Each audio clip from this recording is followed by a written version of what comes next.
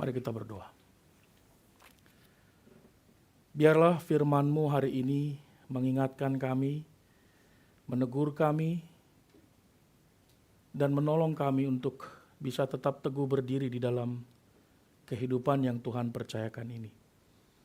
Biar kami membaca firman-Mu dengan teliti, mendengarkannya dengan sungguh-sungguh, merenungkannya di dalam hati kami tiap-tiap hari, sehingga dengan tekun dan rendah hati pula kami melakukannya. Kami mohon pertolongan-Mu ya Tuhan, dan biar Roh Kudus yang ada dalam hati kami, yang telah Kau taruh sebagai penolong itu, boleh menuntun kami dalam pengertian kami masing-masing. Tuhan, tolong juga hamba-Mu yang terbatas ini. Mampukanlah dia boleh dapat berbicara dalam anugerah Tuhan semata, dan apa yang perlu untuk kami hari ini. Kami serahkan sebenarnya waktu ini ke dalam tangan Tuhan, pimpin, tolong kami semua, juga seluruh saudara yang mengikuti melalui streaming, maupun yang tidak bisa beribadah karena kelemahan tubuh, ataupun karena harus terpaksa bekerja. Tuhan peliharakan dan Tuhan memberkati. Dalam nama Tuhan Yesus, kami berdoa dan memohon kepadamu. Amin. Silakan duduk.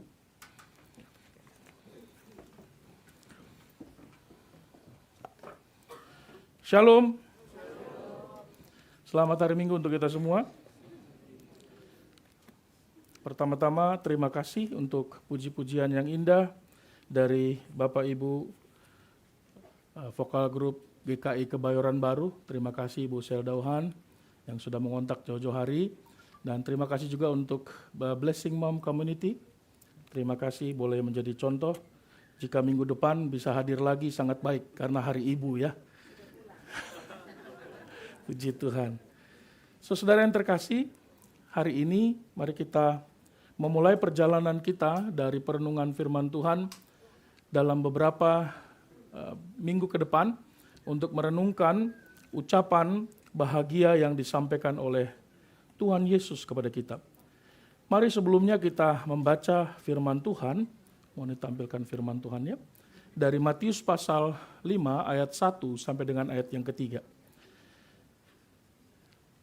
Masing-masing kita membaca dan membuka Alkitab kita, Matius pasal 5 ayat 1 sampai dengan ayat yang ketiga. Kalau sudah mendapatkannya, mari kita membaca bersama-sama dengan bersuara. 1, 2, 3. Ketika Yesus melihat orang banyak itu, naiklah ia ke atas bukit. Dan setelah ia duduk, datanglah murid-muridnya kepadanya. Maka Yesus pun mulai berbicara dan mengajar mereka. Katanya, berbahagialah orang yang miskin di hadapan Allah, karena merekalah yang mempunyai kerajaan sorga. Demikian jauh firman Tuhan. Saudara yang terkasih, tema kita hari ini adalah miskin namun diberkati. Kalau hari ini Anda ditanya mau pilih kaya atau miskin, Anda pilih yang mana? Ayo jujur. Kalau ada yang bilang miskin Pak, terus ngapain kerja di Jepang? Siapa yang mau pilih kaya? Puji Tuhan. Saya pikir tidak ada yang memilih miskin ya. Selama kita masih waras ya. Saudara, menarik sekali, setiap tahun majalah Forbes 400 itu merilis orang-orang terkaya sejagat, saudara. Seolah-olah mau berkata bahwa di dunia ini, kalau disebut berbahagia berarti adalah orang-orang yang independen dalam segala hal. Kekayaan yang mutlak harus dimiliki. Dan hari ini kita melihat ada 3 orang di urutan tertinggi, mulai dari Om Elon, Larry Ellison dari Oracle, dan yang ketiga Om Mark. Di sini juga ada Mark, tapi dia nggak Zuckerberg, ya, berbeda dia. Saudara, banyak dari kita mungkin kalau lihat ini, wah gila keren banget ya. Ini orang yang terkaya sedunia, bahkan dia punya roket sendiri, saudara. Saudara, kalau kita berpikir, wah enak ya kalau saya kaya, pasti semua kesulitan saya hilang. pasti saya bahagia. Pasti saya bisa beli ini, beli itu, saya bisa buat ini, buat itu, saya pasti bisa ke sana dan kemari, begitu ya. Saudara, kita diajarkan bahwa kebahagiaan itu berarti memiliki segala-galanya, punya segala-galanya, bisa menikmati segala-galanya. Berbeda dengan Tuhan Yesus, saudara. Ketika dia mulai mengajar murid-murid, dia berbicara, mengucapkan kalimat-kalimat yang tidak biasa, saudara. Kalimat-kalimat yang terdengar agak aneh, tidak lazim, asing bagi telinga kita. Dan tidak menyenangkan tentunya. Saudara, Yesus berkata dengan jelas, berbahagialah orang yang miskin. Dia tidak berkata berbahagia orang yang kaya, saudara. Berbahagia orang yang miskin karena miskin di hadapan Allah artinya pemilik kerajaan surga. Sekarang saya tanya, siapa yang mau kaya, siapa yang mau miskin? Wah, agak mulai senyap ya. Aduh, mending gak usah kaya lah Pak, kalau gak masuk surga kan gitu ya. Tapi boleh nggak kalau saya kaya Pak, muda kaya, tua terkenal, mati masuk surga? Wah, enak sekali hidup kita ya. Saudara, ucapan bahagia ini bukan sekedar kalimat filosofis biasa, saudara. Bukan istilah ungkapan yang berusaha membuat orang terkesima lalu kemudian bertanya-tanya. Tidak, saudara. Kita mulai perjalanan hari ini memahami apa sebenarnya yang dimaksudkan oleh Yesus tentang miskin itu, saudara. Yang poor in the spirit, kata King James Version, saudara. Saudara, mari kita mulai belajar satu persatu. Hari ini saya bawa kita kepada 2 poin penting. Apa maksudnya? Yang pertama, mari kita coba selidiki di dalam Alkitab maksudnya apa ya? Saudara, arti miskin di hadapan Allah bukan pujian tentang kemiskinan materi atau gaya orang Kristen yang memuja hidup kesederhanaan. Bukan itu. Bukan askese yang membuat diri menderita sehingga kita lebih dekat dengan Allah seperti yang dilakukan oleh Martin Luther ketika bergumul sebelum dia mendapatkan pencerahan dari Roma pasal yang pertama, saudara. Bukan juga orang yang miskin secara finansial secara otomatis dia menjadi orang yang paling rohani. Gak ada hubungannya. Saudara, demikian juga kalau orang kaya otomatis jadi orang yang paling melawan Tuhan, juga tidak ada hubungannya. Lalu apa yang dimaksud dengan miskin, saudara? Dalam Alkitab ada beberapa istilah kata miskin. Yang pertama, ada istilah penes. Jangan salah, kalau penes ini bukan PNS ya. PNS nggak miskin, saudara, kaya itu. Saudara bekerja, dia miskin, kekurangan, gajinya memang harian, hari itu dia dapat, hari itu dia makan. Jadi hidupnya tergantung dari upah yang dia terima. Dalam Alkitab, upah buruh setiap hari itu seharga makanan yang dia makan. Saudara, memberi orang miskin makan, itulah yang digunakan oleh Tuhan Yesus. Ketika dia berkata, kamu memberi aku makan ketika aku lapar, memberi aku minum ketika aku haus. Yang dia maksud adalah penes. Hanya satu kali digunakan dalam Alkitab, Perjanjian Baru. Yang kedua, miskin dalam arti penikros. Penikros juga adalah asal-usul kata dari penes, saudara. Penikros ini bukan hanya pas-pasan, tapi lebih lagi sangat miskin. Dalam arti memang tidak punya apa-apa, saudara. Kalau kita semua di sini pasti kaya semua, saya yakin. Karena definisi kaya adalah punya kulkas. Loh ya serius, saudara. Siapa yang nggak punya kulkas? Coba angkat tangan. Biar nanti dibelikan kulkas dari sini. Kaya itu sama dengan punya kulkas, saudara. Kok bisa, Pak? Dulu kan nggak ada kulkas ya. Yang saya maksud kulkas adalah dia punya persediaan makanan di rumahnya. Itu masuk kategori kaya dalam Alkitab.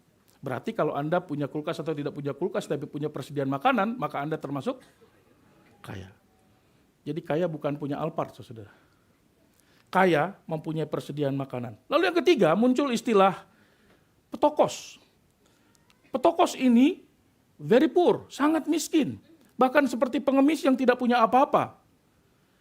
Gambaran pengemis yang ada di bait suci, yang ada di gerbang indah.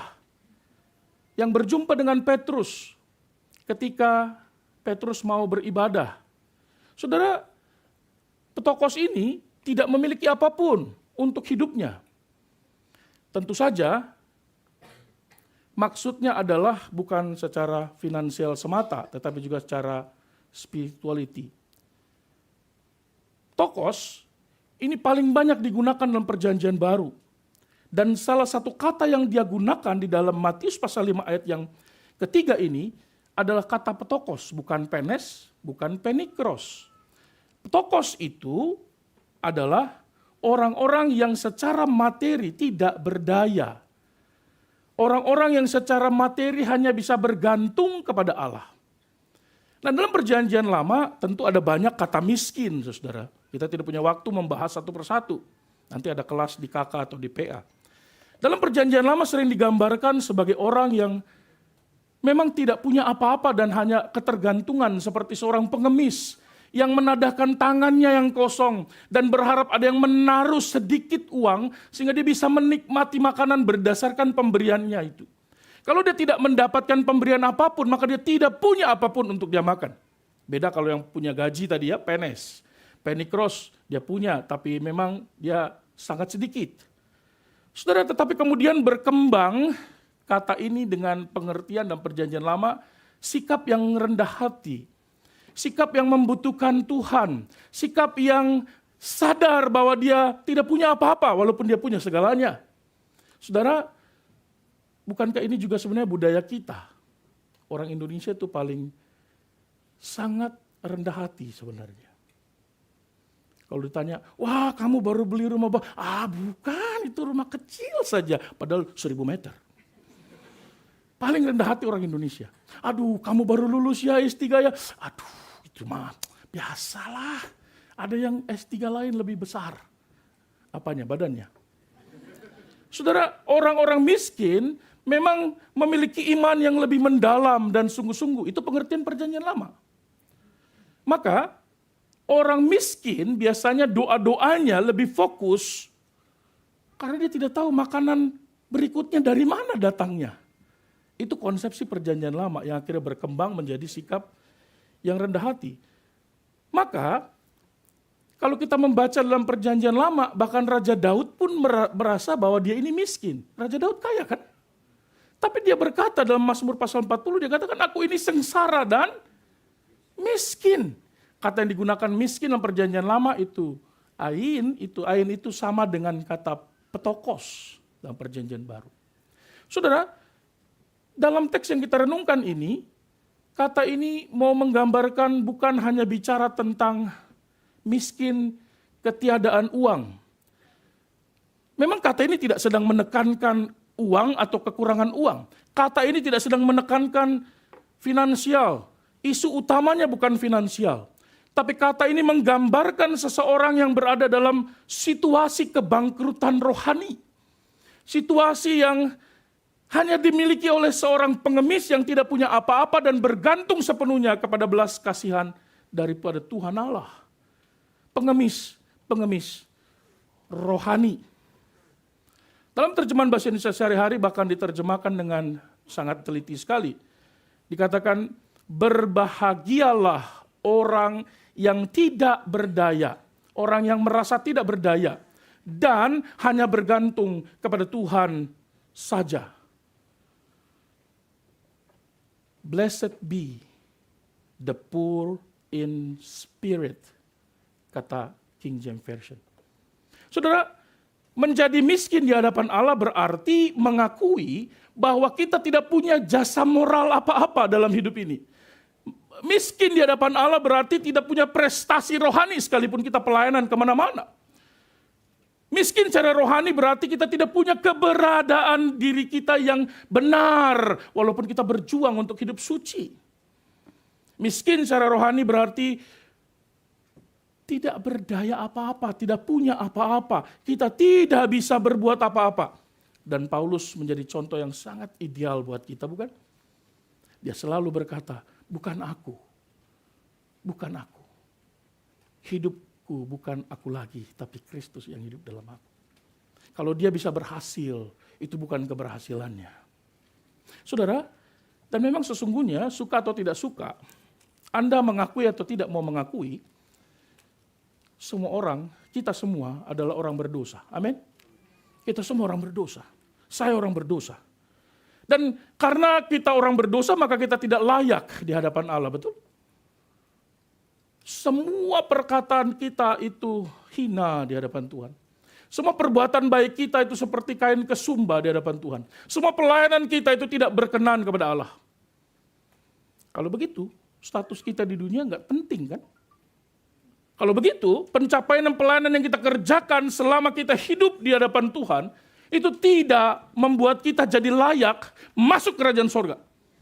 Itu berarti ketika kita datang ke hadapan Allah, kita tidak bisa datang membawa setumpuk perbuatan baik kita, lalu kita berkata, Tuhan, ini yang sudah aku lakukan. So, masukkan saya ke dalam sorga. Tidak bisa.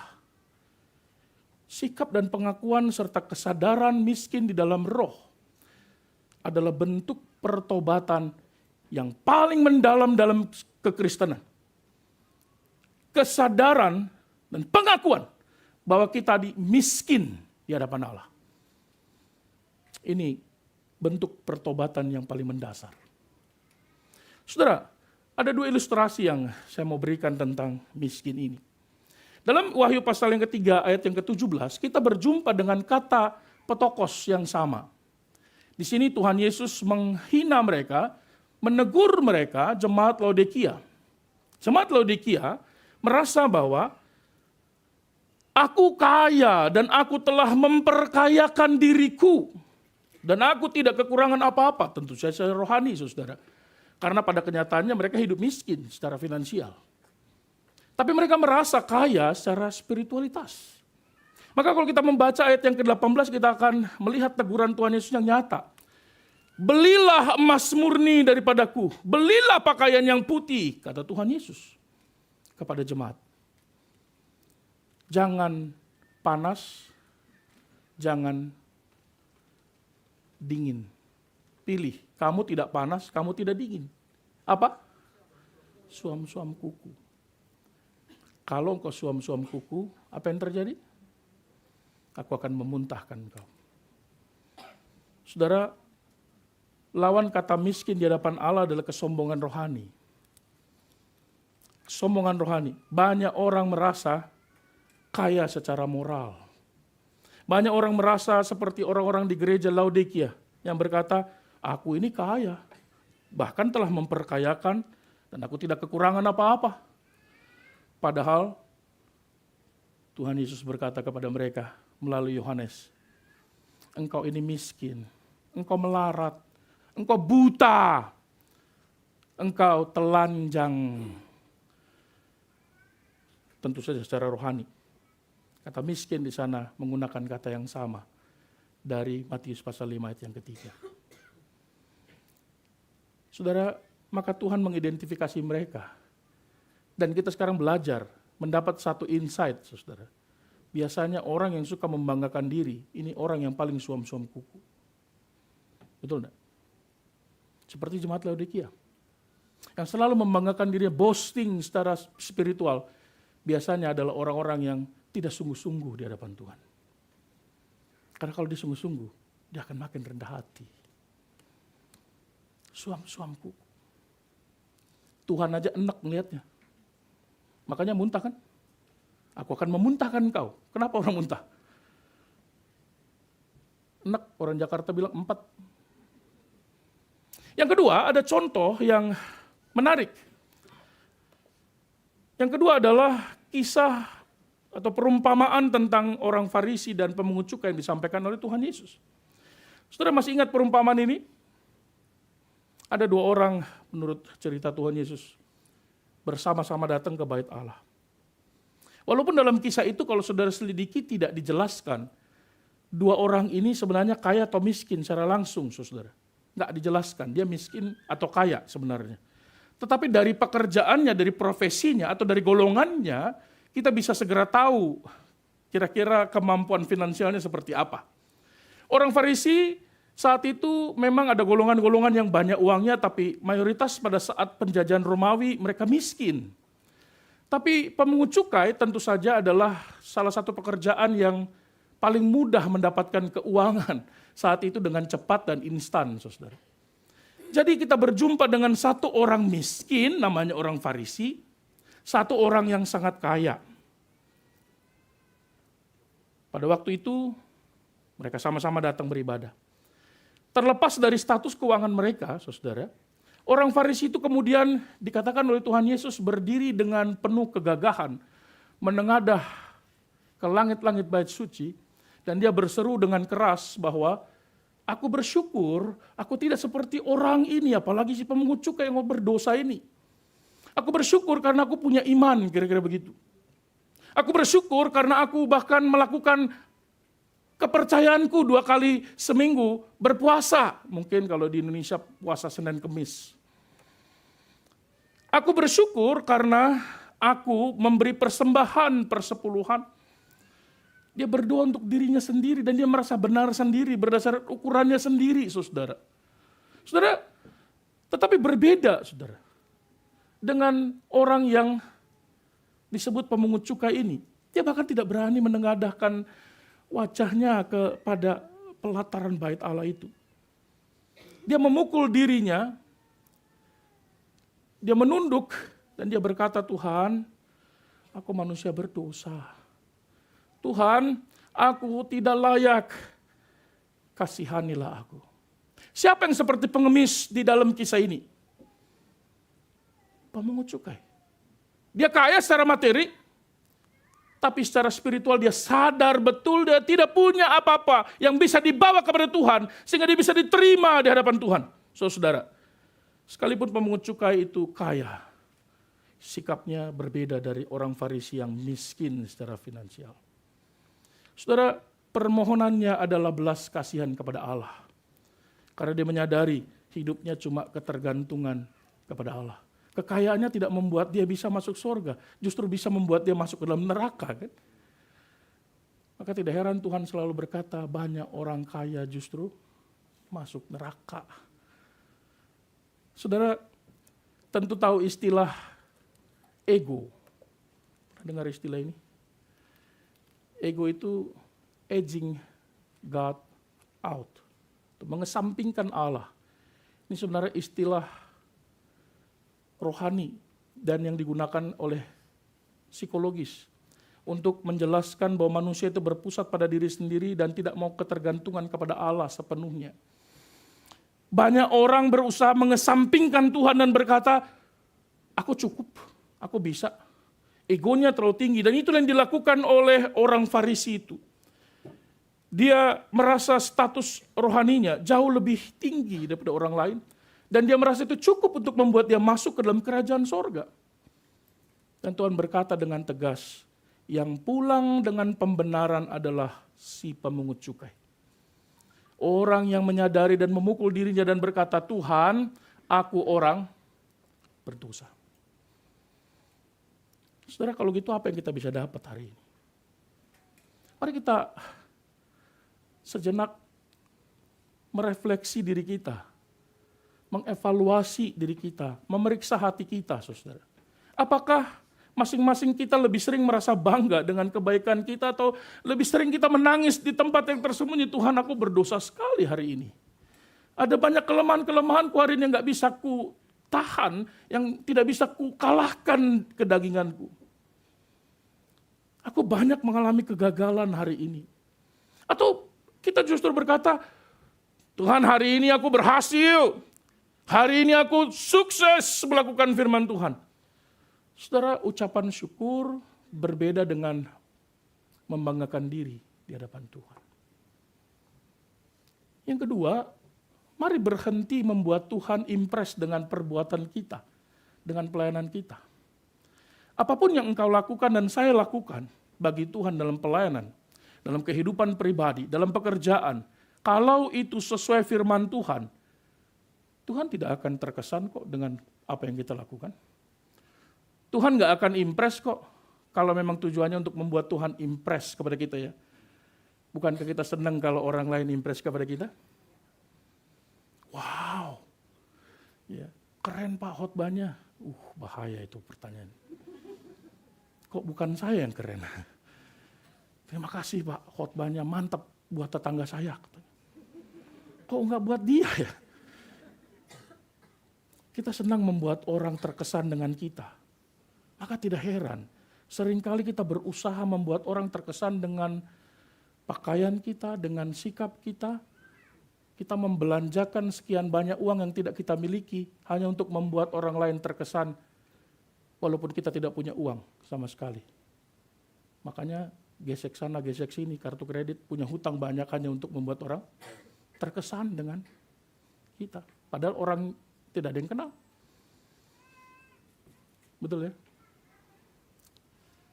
Pengalaman kami pulang ke kampung halaman di Tapanuli Selatan, anak-anak kami kaget melihat pasar, kalau di Sumatera dibilangnya pajak koras, Sidimpuan itu ya. Semuanya menggunakan baju-baju bermerek, tas bermerek, saudara. Anak saya yang nomor 2, sugoi nih papa, kampung papa ini. Ada yang jual ikan asin, tasnya Dior.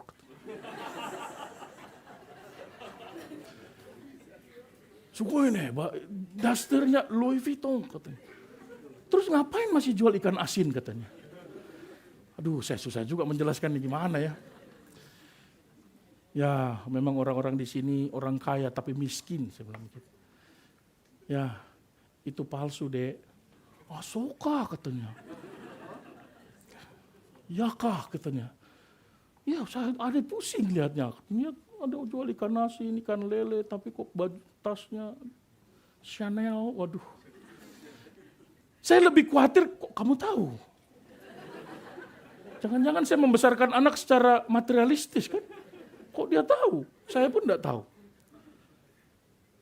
Saudara, banyak berusaha kita membuat orang lain impress, padahal orang lain itu nggak kita kenal. Dengan uang yang kita punya. Mari kita sadari bahwa usaha kita tidak akan bisa menyelamatkan kita. Terkesannya orang kepada kita tidak membuat kita bisa segera masuk surga. Bukankah kidung jemaat yang sering kita nyanyikan itu dengan tegas mengajarkan kita? Walau aku berjerih dan menangis tiada henti, apapun usahaku tak menghapus dosaku. Hanya oleh kurbanmu kau selamatkan. Amin. Hanya karena Kristus, bukan yang lain. Bukan pelayanan kita, bukan karena perbuatan kita, bukan apa yang kita kerjakan. Itu sebab kalimat berikutnya dari pujian ini adalah tiada lain kupegang. Hanya salib dan iman. Bukan kekayaan. Bukan kebaikan. Bukan pelayanan yang hebat. Yang ketiga, mari kita belajar bahwa kita kalau datang kepada Allah, mari kita datang dengan tangan yang kosong. Seperti seorang pengemis secara rohani yang berkata, Tuhan, kalau Tuhan tidak berkati, Tuhan tidak berkenan kepadaku, tidak bisa aku hidup di hadapan-Mu. Karena seorang pengemis yang memohon belas kasihan dan dia sadar bahwa anugerah keselamatan kita hanya datang dari Tuhan. Amin. Maka tidak ada satupun harapan yang kita miliki kalau kita bergantung kepada diri sendiri. Itulah makna miskin di hadapan Allah. Tapi Yesus tidak berhenti di situ, saudara. Maka kita tiba kepada kalimat yang terakhir dalam ayat yang ketiga ini. Tentang kepastian keselamatan, saudara. Berbahagialah orang yang miskin di hadapan Allah, karena merekalah yang empunya kerajaan sorga. Coba lihat kiri kanan saudara. Coba lihat kiri kanan. Yang nggak punya kiri nggak usah lihat kiri. Lihat kiri kanan, depan belakang bolehlah. Nah, saudara lihat kiri kanan saudara itu yang empunya kerajaan sorga itu. Amin. Mereka nggak punya orang dalam, tapi mereka sudah ada di dalam tuh saudara. Walaupun mereka masih di luar tuh. Karena sorga jangan klaim sekarang ya. Saya sering dibilang, aduh terima kasih Pak, upahmu besar di sorga. Saya selalu gunakan kalimat upahmu besar di surga ya, tapi jangan klaim sekarang. Karena belum di surga kan? Saudara, kepastian keselamatan itu, Tuhan Yesus memberi penjelasan mengenai kemiskinan spiritual itu, lalu melanjutkannya dengan memberikan kepastian janji bagi mereka yang sadar dan mengaku di hadapan Tuhan bahwa mereka lah orang-orang yang miskin. Tuhan berkata, mereka lah yang mempunyai kerajaan surga. Saudara, pintu kerajaan Allah itu begitu rendah. Saudara mungkin kaget, masa ya? Kerajaan masa pintunya pendek begitu? Saudara, Tuhan berkata dengan jelas sebenarnya dalam konsep ini. Kerajaan sorga itu adalah milik orang-orang yang miskin di hadapan Allah. Karena mereka tidak layak mendapatkannya. Maka keselamatan itu anugerah, bukan upah. Keselamatan itu anugerah. Cuma-cuma diberikan kepada yang tidak layak. Itu sebab selalu kita berdoa dan memohon dalam puji-pujian bahkan disebut bahwa Tuhan mengaruniakan keselamatan kepada yang tidak layak menerimanya. Dan dia menanggung dosa, padahal dia tidak layak menanggung dosa dan penghukuman. Dia tidak berdosa. Kita yang berdosa. Kita selamat karena dia menanggung dosa kita. Dan kredit yang dia punya, kebaikan yang dia punya ditimpakan kepada kita. Karena begitu dosa kita diambil, kita masih tetap minus di hadapan Tuhan. Supaya kreditnya itu menjadi positif, maka kredit dari Kristus kebaikan-kebaikannya ditaruh kepada kita. Maka kita layak dan pantas di hadapan Allah. Saudara, Yesus menggunakan pengertian ini dengan jelas sekali. Yang kedua, kita bisa menemukan istilah itu dengan melihat dari bahasa aslinya, Yesus menggunakan bentuk present tense dalam ayat ini. Maka dia bicara, merekalah yang mempunyai kerajaan sorga itu dalam pengertian saat ini, present tense. Makanya dia disebut present. Hadiah, hari ini. Jadi ketika Anda menerima Kristus secara pribadi, Anda mengaku di hadapan Tuhan bahwa aku manusia berdosa dan aku tidak layak di hadapan Allah, maka hari ini juga engkau bersama dengan aku di Firdaus. Saat ini,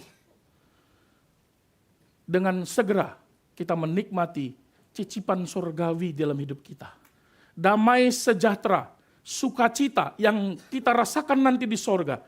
Saat engkau dan saya terima Kristus, hari itu juga engkau akan menerima damai sejahtera dalam hati kita. Amin. Engkau menerima sukacita yang begitu luar biasa yang selalu kita cari kemana-mana dan tidak pernah kita temukan itu. Dan yang ketiga, pintu kerajaan sorga itu sedemikian sesaknya sehingga Kristus sendiri berkata, masuklah melalui pintu yang sesak itu. Saya coba memahami pintu yang sesak berkaitan dengan Matius pasal 5 ayat yang ketiga ini dalam gambar itu. Engkau tidak bisa datang menghadap Tuhan masuk ke sorga dengan gagah. Apalagi tangannya gini kan. Masuk. Kayak anggota dewan itu. Tidak bisa. Engkau harus menunduk di hadapan Allah. Engkau harus merendahkan diri sesungguh-sungguhnya. Itu sebab Kristus menjadi teladan kerendahan hati, kerendahan diri dalam kehidupan dan pelayanannya. Mengakui bahwa Tuhan sematalah dalam hidupku. Ketika engkau dipuji, saya dipuji, kita semua dipuji, kita berkata, Soli Deo Gloria. Kemuliaan hanya bagi Tuhan. Kemuliaan hanya milik Tuhan. Kemuliaan sesungguhnya datang dari Tuhan. Saudara, itu sebabnya mengapa ucapan bahagia ini ditaruh paling pertama. Mengapa? Dengan memberikan kebenaran sederhana ini, Yesus menunjukkan kepada kita jalan keselamatan itu datang dari mana? Datang dari Tuhan. Kalau begitu, kalau dunia ini mengajarkan kepada kita bahwa berbahagia adalah orang-orang yang cantik, orang yang ganteng, berpengaruh, postur tubuhnya ideal, kaya, kuat, cerdas, populer, terkenal, pengalaman. Yesus tidak begitu. Yesus berkata, berbahagialah orang yang miskin. Merekalah yang mempunyai kerajaan Allah. Adakah di antara kita pemilik kerajaan sorga hari ini? Amin. Puji Tuhan. Maka apa yang menjadi kesimpulan kita hari ini? Saudara, khotbah di bukit itu dimulai dengan ungkapan yang asing bagi kita. Paradoks bagi kita. Miskin di hadapan Allah. Kebangkrutan rohani. Ketiadaan satu apapun yang kita punya, itu adalah dasar untuk keselamatan. Keselamatan datang dari Tuhan. Di dalam anugerah melalui iman, itu pasti. Tapi tanpa kerendahan hati ini, tanpa kesadaran bahwa aku manusia berdosa, kita tidak akan pernah meratapi dosa kita tiap-tiap hari. Kita tidak akan pernah rindu akan kebenaran firman Tuhan itu. Kita tidak akan pernah rindu akan Tuhan. Maka untuk menjadi kaya secara spiritual, kita harus berani mengaku miskin. Karena hanya orang yang miskin akan diperkaya, seperti pujian kita tadi, amin. Saudara, untuk benar-benar kuat dalam Tuhan, Anda harus mengakui bahwa Anda tidak berdaya. Untuk menjadi pelayan yang paling besar di antara para pelayan, engkau harus berkata, aku yang paling kecil dan yang paling melayani Tuhan. Amin. Maka para pelayan, dia nggak penting bagi dia kelihatan. Masih ingat ya? Seperti malaikat yang rendah hati. Malaikat itu punya 6 sayap kan? 2 sayapnya dipakai untuk menutup mukanya. 2 dipakai untuk terbang. 2 lagi dipakai untuk menutup kakinya. Kenapa? Dia tidak boleh kelihatan oleh manusia kalau dia melayani Tuhan. Dia tersembunyi, menyembunyikan dirinya. Dia tidak boleh kelihatan, dikenal wajahnya. Karena yang perlu dikenal adalah yang mengutus dia. Yaitu Tuhan, Allah yang Maha Tinggi. Saudara-saudara, bukankah demikian juga seharusnya kita? Mari kita belajar hari ini. Berbahagialah orang yang miskin di hadapan Allah. Karena mereka akan diselamatkan. Terkutuklah orang yang sombong dan membanggakan pencapaian spiritualitasnya. Karena dia akan dibinasakan oleh Allah. Hari ini, mari luangkan waktu kita berdoa masing-masing. Bertanya kepada diri sendiri, jujur kepada Tuhan. Tuhan, aku mengakui kebenaran firman Tuhan ini. Aku bangkrut secara rohani. Aku tidak membawa apapun datang kepada Tuhan yang bisa dibanggakan di hadapan Tuhan. Selain dosa-dosa dan tanganku yang berlumuran darah ini. Aku pengemis yang butuh anugerah-Mu ya Tuhan. Mari kita berdoa.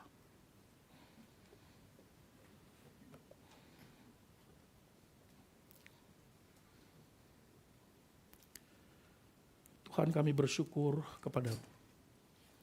Semua kebaikan yang Tuhan Kau karuniakan. Semua datang daripada-Mu. Semua milik-Mu. Semua untuk kemuliaan-Mu. Dan tidak ada satupun kami yang datang di hadapan-Mu hari ini punya kredit yang bisa dibanggakan. Baik dalam pelayanan, dalam perbuatan kami, dalam kehidupan kami. Apapun yang kami lakukan. Mempersembahkan waktu kami, uang kami, hidup kami. Itu pun kami lakukan karena Tuhan berkasih karunia di dalamnya. Ya Tuhan, tolong kami untuk bisa menyadari semua hal ini. Tolong kami untuk bisa menyadari betapa agung dan mulianya Tuhan yang memampukan kami untuk bisa dapat hidup dalam melayani Tuhan. Kami sungguh-sungguh bangkrut secara rohani. Tuhan, dengarkanlah setiap permohonan kami. Tolonglah kami semua. Kami menaikkan syafaat kami kepadamu. Mohon Tuhan memimpin dan memberkati semua saudara-saudara kami yang mengalami kelemahan tubuh. Kami ingat dalam doa kami Ibu Ellen, Bapak Sakurai, dan adik Kenichi Amalingsang, Ibu Ita, Bapak Victor, yang akan mengambil tindakan operasi pada tanggal 11 yang akan datang. Mohon Tuhan berbelas kasihan, menolong dan memimpin, menyertai hamba-hamba-Mu yang mengalami kelemahan tubuh. Tuhan pulihkan kesehatannya. Tuhan beri kemampuan selama menantikan kesembuhan, sampai Tuhan memberi kesembuhan yang total. Tuhan memberi kekuatan kepada mereka. Mampukan mereka untuk menanggung rasa sakit yang Tuhan izinkan itu. Dan tetap bergantung kepada Tuhan dan setiap kali mengalami rasa sakit. Dan Tuhan berkatilah ibu-ibu yang tengah mengandung, yang tengah menantikan proses persalinan. Ibu Katarina, Ibu Natasha, Ibu Dewi, Ibu Veronica, dan Ibu Kristi. Mohon Tuhan memimpin mereka. Seperti Tuhan memeliharakan setiap hari dari menit ke menit. Dan sampai proses persalinan kelak Tuhan memeliharakan ibu dan memampukannya dalam persalinan, bahkan dalam membesarkannya. Tuhan pimpin keluarga ini. Kami berdoa untuk semua saudara-saudara yang berulang tahun. Satu persatu Tuhan memberkatinya. Kami berdoa untuk Akio, Saudara Bob, Ibu Desi, Natalia Lim, Ibu Eriana, Daniel, Bapak Richard, Saudari Nevi, Saudari Fanny, Michelle, Aprilia Dea, Ibu Dewi Hutagaul, Ibu Natasha Kristi, Saudari Mevi, Bapak Markus Sim, Saudara Daniel, Asmara Sihombing, dan Ibu Devi Ronika Pardede. Tuhan, seperti mereka mengandalkan Engkau tiap-tiap hari, demikian Tuhan mengaruniakan kepada mereka kekuatan, kemampuan, dan menapaki usia yang Tuhan pimpin dan berkati. Beri hikmat bijaksana untuk boleh bertumbuh bagi anak-anak. Berikan kemampuan untuk tetap mengasihi Tuhan dalam segala kehidupan. Terima kasih di tengah-tengah kami juga Tuhan membawa Bapak Ibu saudara yang memuji-muji Tuhan bersama-sama dengan kami. Dari Bapak Ibu GKI Kebayoran Baru dan komunitas Blessing Mom. Terima kasih untuk karunia Tuhan, suara yang indah dan merdu, sehingga boleh digunakan untuk menyembah Tuhan, membawa orang menghadap Tuhan melalui puji-pujian. Gunakan terus mereka sebagai alat-Mu, dan pakai mereka dimanapun Tuhan membawa. Dengan suara yang indah boleh memuji Tuhan, mengingatkan betapa agungnya Tuhan dalam hidup mereka. Tuhan memberkati seluruh negara kami di Indonesia, para pemerintah. Tuhan pimpinlah, dan Tuhan menolong masing-masing pemimpin demi pemimpin di negara kami. Demikian juga di negara ini. Kesejahteraan negara ini adalah kesejahteraan kami. Berkatilah seluruh kepemimpinannya. Dan kami mau menyerahkan hidup kami hari ini. Sebentar kami akan mengambil sakramen perjamuan kudus. Bila roti dan anggur yang akan kami nikmati ini bersama dalam perjamuan yang indah ini, mengingatkan kami betapa agungnya anugerah Tuhan. Betapa mulia pengorbanan Kristus. Dan betapa berbelas kasihannya Roh Kudus dalam hidup kami. Dimuliakanlah Tuhan, diagungkanlah Engkau, dan disenangkanlah nama-Mu. Seperti Engkau mengajarkan kami berdoa, kami mau berdoa kepadamu ya Tuhan. Bapa kami yang di sorga, dikuduskanlah nama-Mu. Datanglah kerajaan-Mu, jadilah kehendak-Mu di bumi seperti di sorga. Berikanlah kami pada hari ini makanan kami yang secukupnya. Dan ampunilah kami akan kesalahan kami, seperti kami juga mengampuni orang bersalah kepada kami. Dan janganlah bawa kami ke dalam pencobaan, tapi lepaskanlah kami dari jahat. Karena Kau yang punya kerajaan dan kuasa dan kemuliaan sampai selama-lamanya.